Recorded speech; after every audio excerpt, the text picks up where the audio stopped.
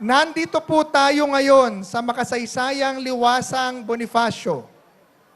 Pinalayas man tayo kagabi sa EDSA at binawi man ang ating permit. Subalit hindi nila mapapatahimik ang boses ng katotohanan.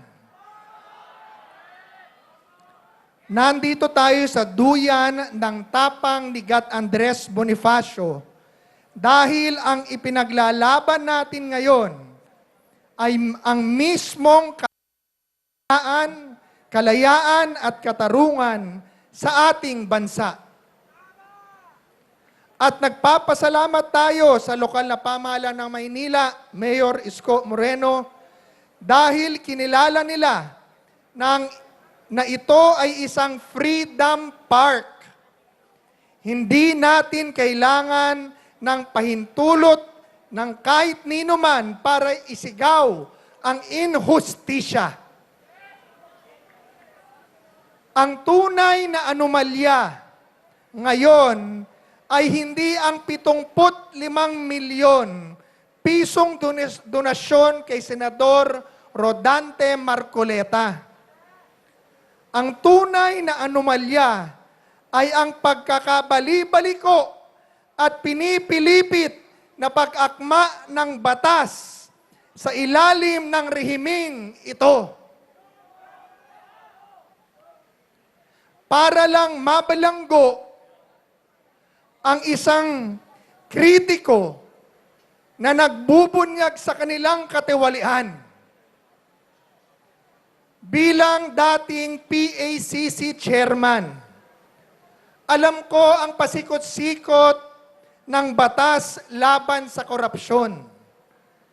Kaya pag nakikita ko ang panggigipit na ito, hindi po pwede akong manahimik. Alam po ba ninyo na ang unang-unang opisinang binuwag, Executive Order Number 1 ng Pangulong Marcos, ay ang opisinang hinawakan kong ang tawag, Presidential Anti-Corruption Commission. Ito ay nagpapahiwatig ng laganap na korupsyon na nakikita natin ngayon. Imbis na palakihin ang opisinang lumalaban sa korupsyon, tinanggal pa. Kaya ngayon ang bubuaya ang lalaki na.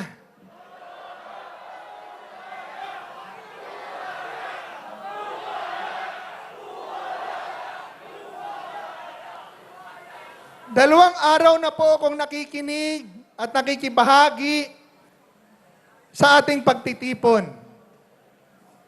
Pero nais ko pong ikwento ng bahagya sa inyo ang isang issue na hindi pa masyadong napag-uusapan.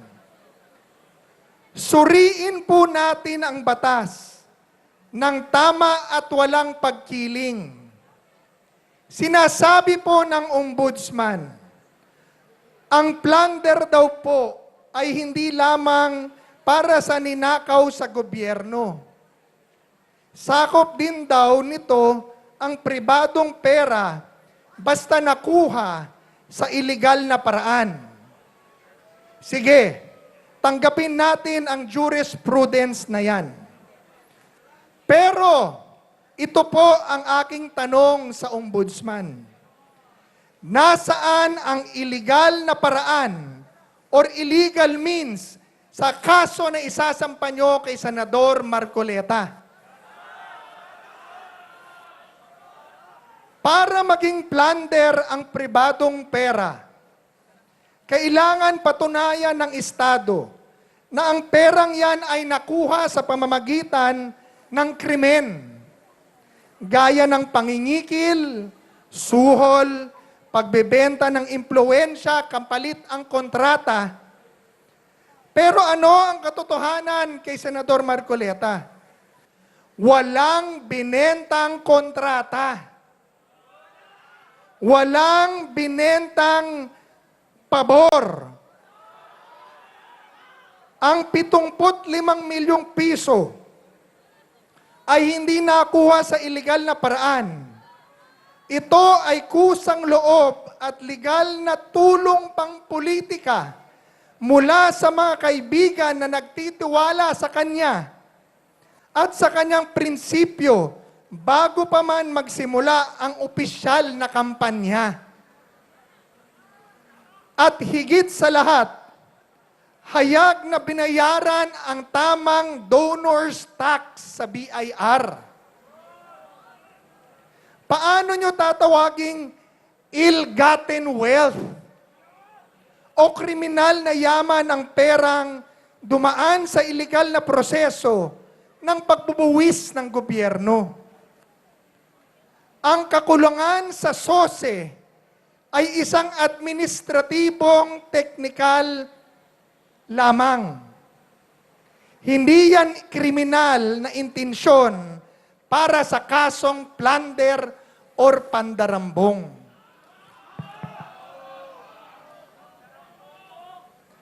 Kung pag-uusapan natin ang donasyon sa kampanya at ang pagtanggap ng milyong-milyon mula sa pribadong tao, bakit si Senador Marcoleta lang ang nakikita ninyo?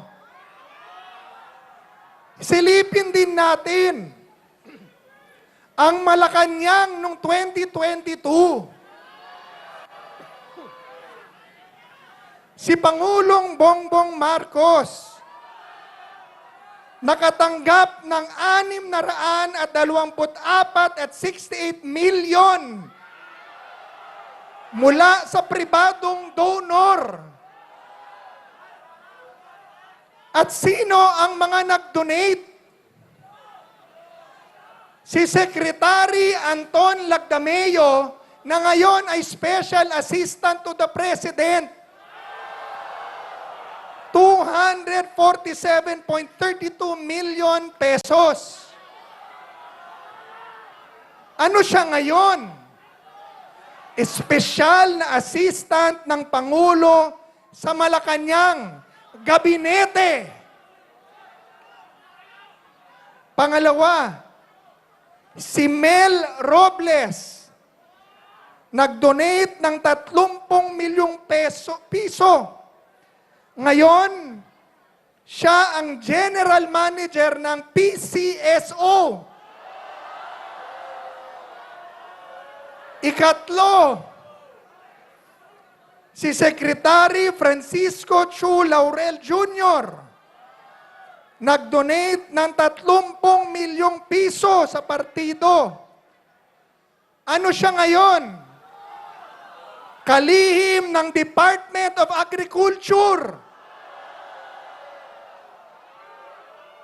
Tanong, bakit kapag kaalyado ng palasyo ang tumanggap ng daan-daang milyong pisong pribadong pera mula sa mga negosyante, na kalaunan ay binibiyayaan ng matataas na posisyon sa gobyerno, tinatawag ninyong legal at hayag at malinis na donasyon. Pero kapag ang isang tapat na mambabatas tulad ni Marcoleta ang tinulungan ng mga kaibigan para sa kanyang advokasya, ginagawa ninyo ng kriminal ang kahulugan ng pagkakaibigan at tinuturing ninyo itong indirect bribery.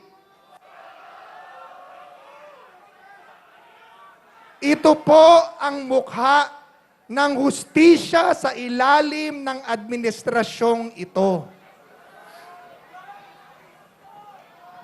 Kapag kakampi, may proteksyon. Pag kritiko, hinahanapan ng butas para makasuhan ng plunder.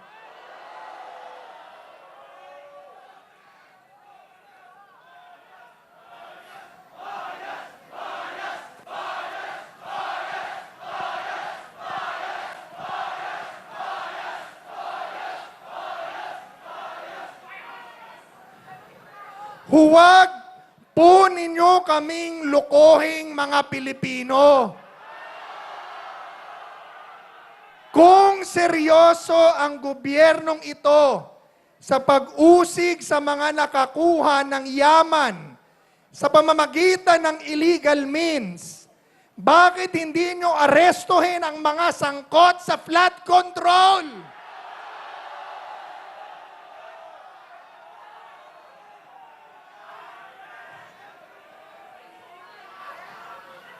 Diyan sa bilyong-bilyong pisong flood control allocations, may mga totoong predicate acts ng plunder. May mga testigo na, may mga affidavit na mula sa mga kontratista, may mga katibayan ng malinaw na sinasabi sa nagdaang pagdinig sa Senate Blue Ribbon Committee. 10 hanggang 25% daw ang kickback na dinadala sa maletang pera sa mga kaalyado ninyo sa Kamara. Yan ang totoong illegal na paraan. Pera ng bayan na pinagkakakitaan habang ang mamamayan nalulunod sa baha. Ngunit, nasaan ang warrant of arrest para sa kanila? Nasaan ang mabilis na aksyon ng ombudsman para sa mga opisyal ng administrasyon na hayagang itinuturo sa bilyong-bilyong pisong flood control scam? Wala. Wala. Mabagal ang hustisya pag galamay ng palasyo ang sangkot. Pero pag kay Marcoleta na nangunguna sa pag-iimbestiga sa anomalya sa Senate Blue Ribbon, napakabilis ninyong mag-imbento ng kaso.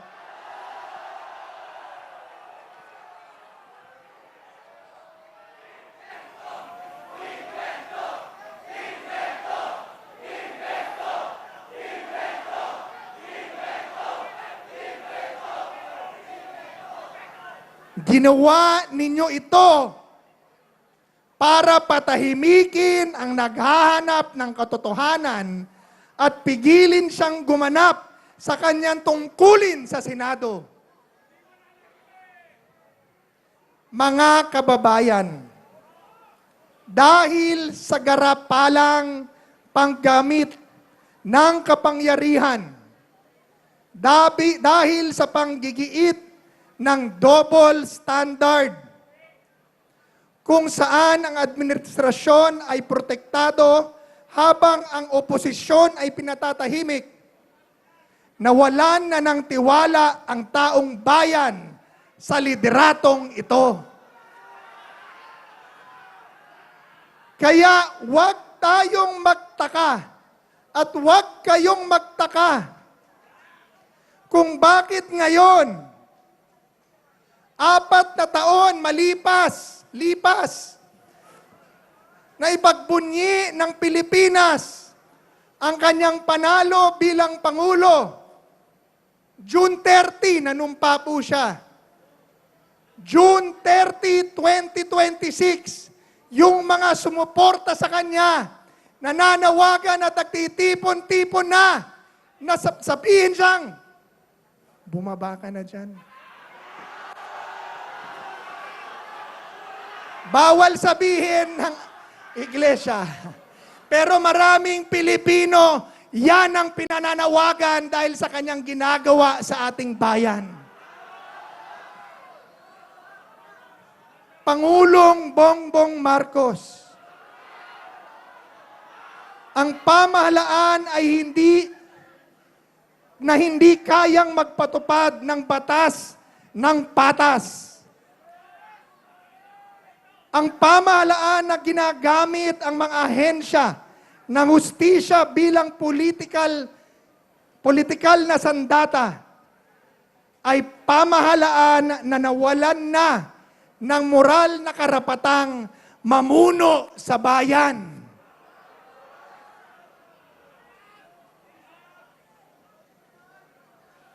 Pero may 2 taon pa siya. Nakakalungkot.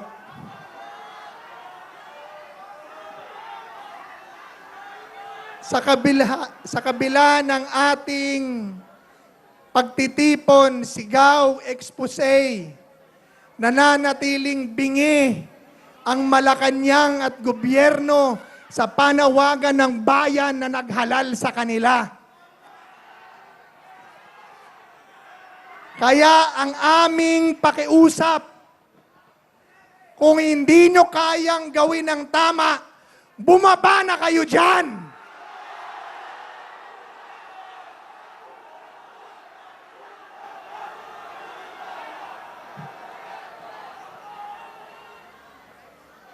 Ngunit,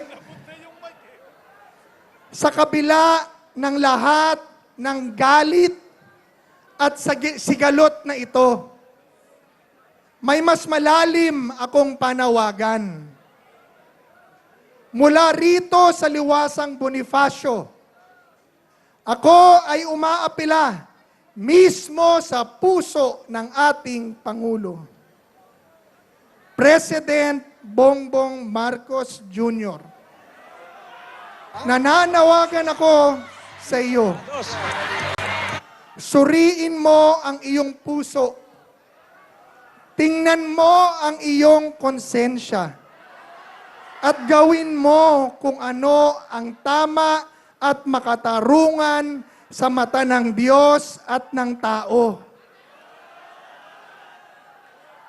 Bilang pinuno ng bansang ito, tinatawagan kita na pangunahan ang buong bansa na lumapit sa Diyos na may kababaang loob at pagsisisi at mangakong gagawin ang tama sapagkat ito at ito lamang ang unang hakbang para ang habag ng Diyos at para sa katubusan at kaligtasan ng ating bansa.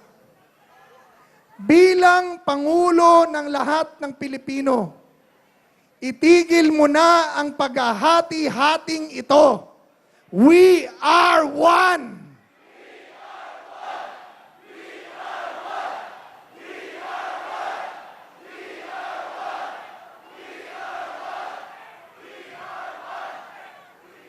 Ipag-isang turing mo ang buong nasyon at ang lahat ng sekta ng relihiyon, partido, at lahat ng grupo.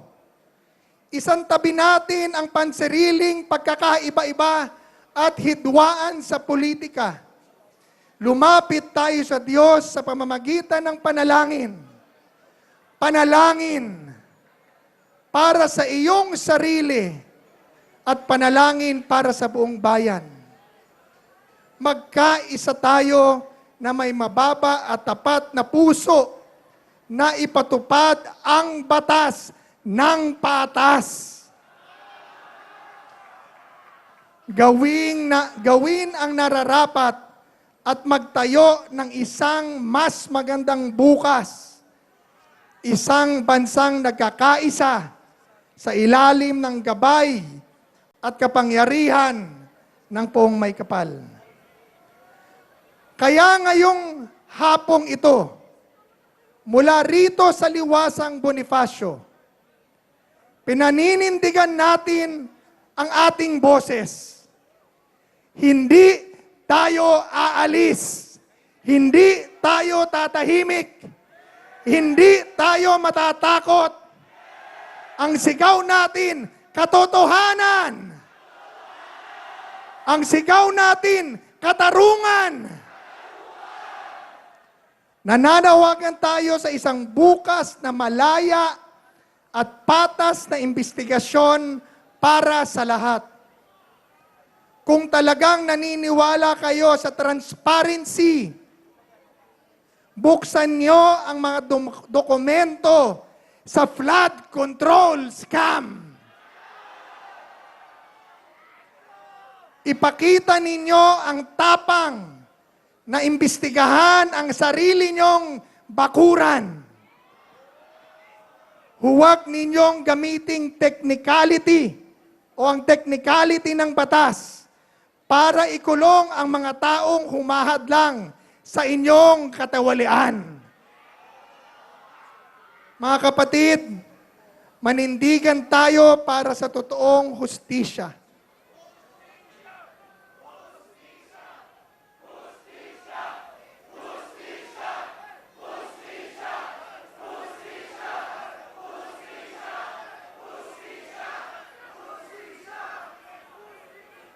Itayo natin ang bandila ng patas na batas. Wala po akong pakialam kung kaibigan ko, kapartido ko ang nagnakaw, imbestigahan ninyo at ipakulong nyo. Pero pag partido nyo rin at kaibigan nyo ang nagnakaw, kahit sila, ipakulong nyo din.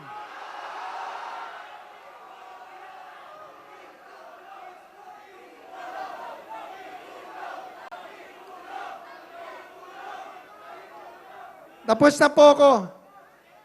Uulitin ko lang ang pasalamat sa inyong lahat. Believe po ako sa inyo. Kayo ang Pilipino na pinaninindigan ang kanilang boses at nagmamahal sa bayan. Kaya mga kababayan kong Pilipino na nanonood sa TV, Facebook at social media, natatakot pa kayo? Huwag na po kayong matakot. Pumunta na kayo rito, magkaisa tayo. Ayusin natin ang ating bansa. Maraming salamat po. Mabuhay kayong lahat.